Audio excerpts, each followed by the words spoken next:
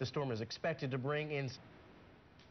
Thank you, Rob and Vanita. And a state of emergency has been declared. The reason why: our latest tropical depression. Here it is, about 150 miles from the west coast of Florida. You can see the defined circulation here on the radar, but otherwise looking very disorganized still. Just some shower and thunderstorm activity with wind gusts up to 35 miles per hour. Now, as this continues to track northwestward here through the Gulf, we are expecting some development.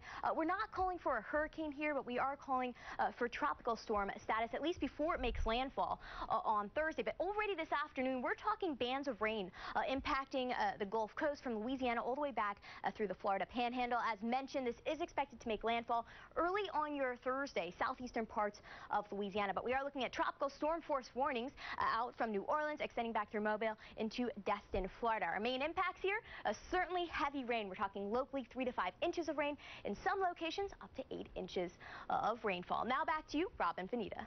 Thanks, Amy. And now here's a look at the rest of your storm. Thank you, Rob and Vanita. And the Gulf is certainly in the spotlight. Our latest low-pressure system has been officially upgraded to a tropical depression. Now, that's about 150 miles from the west coast of Florida here. You can certainly see the defined circulation on the radar, but looking very unorganized still. We are just looking at some shower and thunderstorm activity here.